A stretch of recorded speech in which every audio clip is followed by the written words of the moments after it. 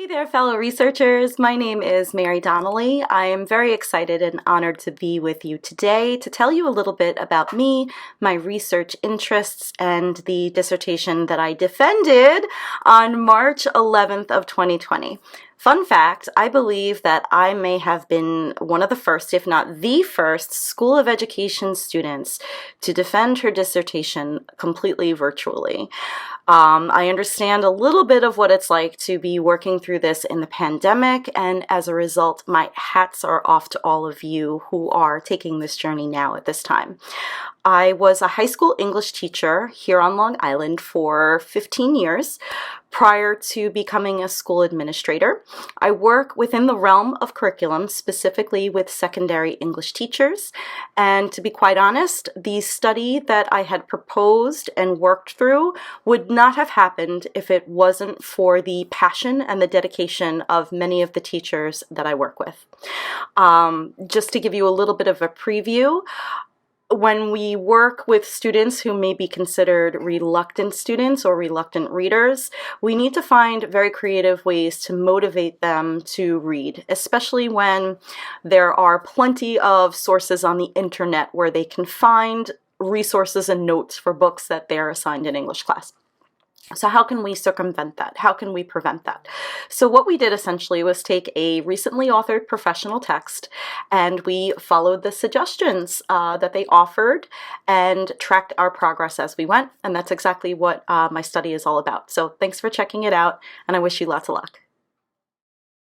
The title of this study is Engaging and Empowering Readers with the 180 Days Approach to Workshop-Based Extensive Reading Instruction. My dissertation mentor was Dr. Parmer, and my committee also consisted of Dr. Bernato and Dr. Clemens. So let's begin with a statement of the problem. Many English educators believe that student choice is pivotal in assuring reading engagement, yet traditional methods of secondary English instruction use primarily teacher-selected works. There are several accepted strategies and practices for secondary level reading instruction, but each generally fall under two categories. The intensive approach values depth over breadth of reading, meaning that students are tasked with reading fewer works of literature, but spend a great deal of time reading it closely and critically. Conversely, extensive approaches prioritize volume of reading over reading closely, in the belief that reading comprehension is dependent on fluency. In the school district where this study took place, most teachers had been utilizing an intensive approach to literature-based instruction for the vast majority of their careers. With this, some students read as few as 4 full-length works per year in their English classes. This photo was cited in my dissertation. It was taken in a 12th grade AP Language and Composition class. Students were asked to indicate the number of books they completed in the last 3 years of high school. Notice that there were about 3 kids who read the obligatory 4 to 5 books per year, but look at all these zeros. These kids were able to pass their English classes by reading SparkNotes. We can assume that those that did read their books front to finish were sufficiently motivated to do so. The conceptual framework that guided this study consists of those factors that improve students' motivation to read, or SMR. It consists of Lev Vygotsky's theory of the zone of proximal development, culturally relevant pedagogy, and teacher self-efficacy. In this post-Common Core era, various professional texts authored by English educators advocate for workshop-based instruction, an extensive model that prioritizes student choice. This particular text was published in 2018 by Kelly Gallagher and Penny Kittle, 2 such English educators whose prior professional works have helped them establish credibility and popularity in the profession. It features a step-by-step guide to help teachers shift their pedagogy to a workshop model, making it an ideal starting place for teachers who have no prior training or experience with this kind of extensive approach. The model prioritizes student choice by devoting at least 3/4 of the school year to free choice independent reading units and student book clubs. There is room for teaching 2 teacher-selected whole class texts, strategically placed at the end of each semester, to build students' enthusiasm and reading stamina prior to tackling complex grade-level texts from the high school canon. This study contributed to the literature by addressing questions about an approach that had yet to have been examined with empirical research. My goal in this study was to describe the impact that the implementation of this model for one semester had on students and their teachers. First, to what extent does implementation of a pedagogical shift from teachers' primary use of intensive instruction with whole class texts to the Gallagher and Kittle model of extensive workshop-based instruction impact middle and high school students' reading comprehension as measured by an assessment? Next, to what extent does implementation of the pedagogical shift impact middle and high school students' reader self-perceptions as measured by the Reader Self-Perception Scale, which is a Likert-type survey for adolescents developed by a team of researchers at Marquette University. This inquiry path was important to me. I wanted to examine to what extent this instructional model makes students feel good about themselves as readers, believing that this is an important factor in motivating them to read actual books rather than book notes on the internet. And finally, to what extent does implementation of this shift impact the teacher's self-efficacy in teaching literature? Through the lens of my own teaching experience, I surmise that teacher morale is at least somewhat connected to student engagement, and that teachers feel more successful when they receive positive feedback from their students. I made the following hypotheses based on what I had learned in reviewing the literature. At least 2 previous studies did not find a significant difference in measures of reading comprehension between students who experienced intensive versus extensive instructional models.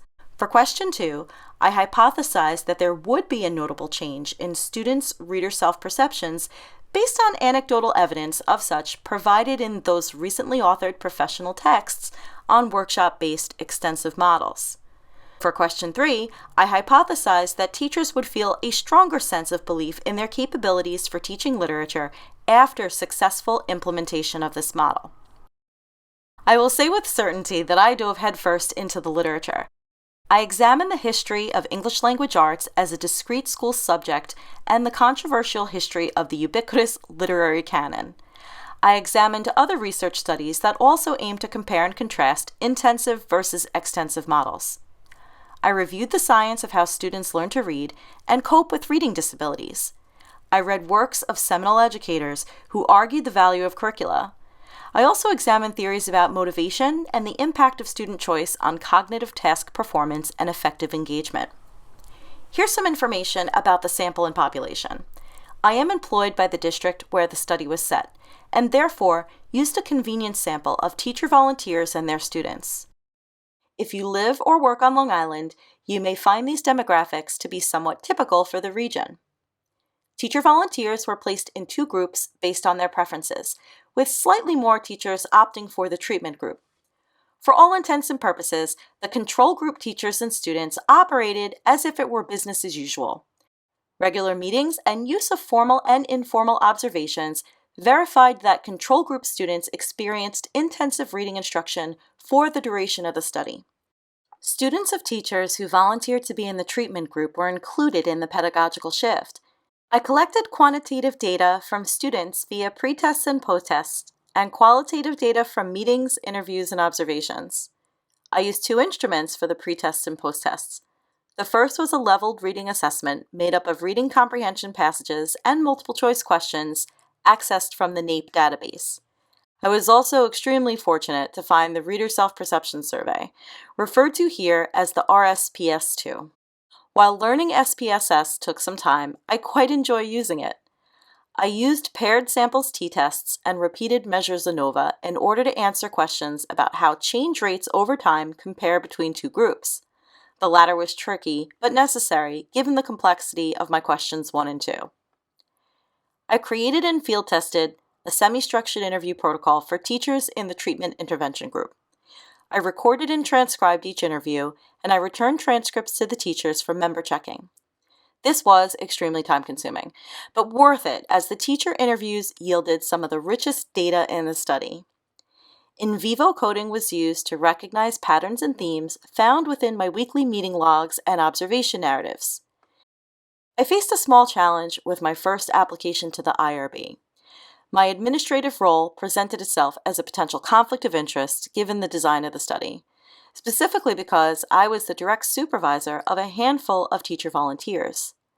I needed to speak to some colleagues and revise my application to ensure that our relationship was rooted in trust. None of the classroom evaluations I gathered for this study were used for district purposes. So let's get to the results. If you recall, my hypothesis for the first research question was that the 180 days model of extensive reading instruction would be found just as effective as traditional intensive models in improving students' reading comprehension. After the pretest leveled reading assessment, which was administered in early November, students in the treatment intervention group had a higher mean score than students in the control group. The post-test was administered 20 weeks later in mid-February. Here, the mean post-test score for students in the treatment group declined almost a full point, as the mean score for students in the control group improved by about 3 points. A repeated measures ANOVA was conducted to determine if there was an overall significant difference between the means at different time points and between the groups.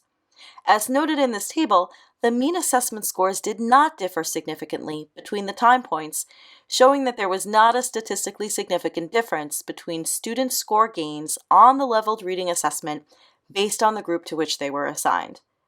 As a result, I was able to conclude that this model of instruction is just as effective as traditional intensive methods as it relates to improving students' reading comprehension. This confirmed my hypothesis for question 1.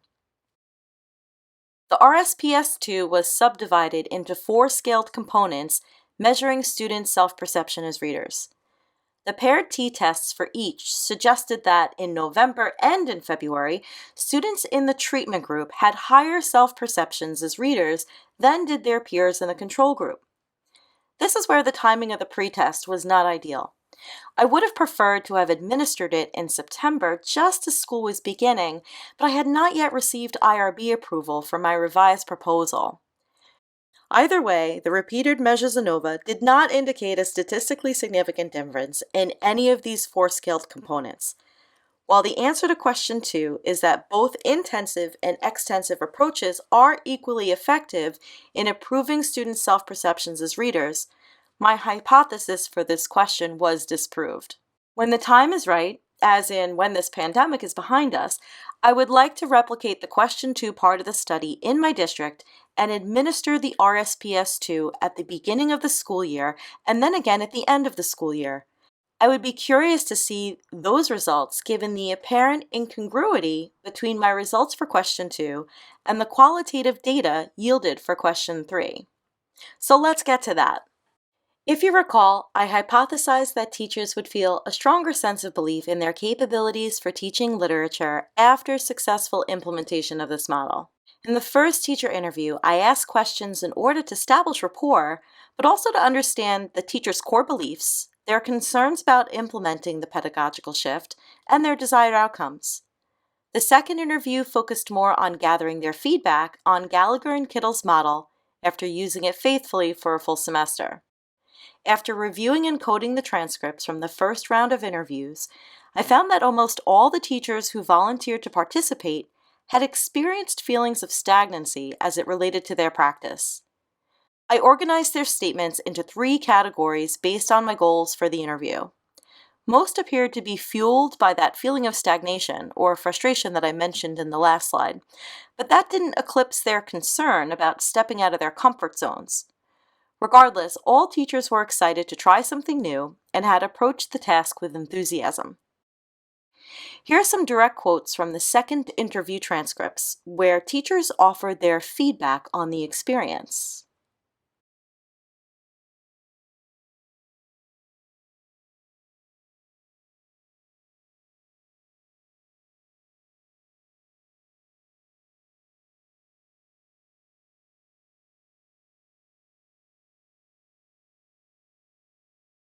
To sum this up, qualitative data indicated that teacher self-efficacy was positively impacted by the implementation of the pedagogical shift. I'd like to revisit that photo I showed you earlier. Well, here they are again at the end of their senior year. Their teacher was not a participant in my study, but one of the teachers who inspired it. After reading Penny Kittle's Book Love, he shifted from intensive to workshop-based extensive instruction and yielded these results. So let's talk about limitations. There was a lack of statistically significant results in the measure of student performance gains from pre-test to post-test on either assessment. Perhaps 20 weeks is not enough time to expect significant change, and the study should be conducted over the course of a year or more. Timing was an issue, and if I was to do this all over again, I would have more carefully considered the construct and use of the leveled reading assessment. Aside from the fact that it was lengthy, I'm not sure that all students took it seriously.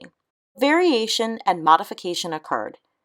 Teachers were explicit with me about any modifications they made, but to what extent those modifications might have impacted students' quantitative data results is unknown. And finally, though within the acceptable ranges for research of this kind, the sample sizes are too small to make strong generalizations for the entire population. In addition to these two ideas, might I suggest that there are so many opportunities for doctoral students to conduct empirical research on a strategy detailed in a professional text. If the text has recently come to publication, there's an opportunity for a significant contribution to the existing body of research on the topic, especially if the authors of the said text offer only anecdotal evidence of their success. And here are my recommendations for future practice. A year later, I can say with confidence this research project has been transformative for teachers and students in my school district. Thank you for taking the time to view this presentation today. If you're interested in learning more about me and my professional work, I invite you to check out my website, which I'm not really great at maintaining, but I'm working on it.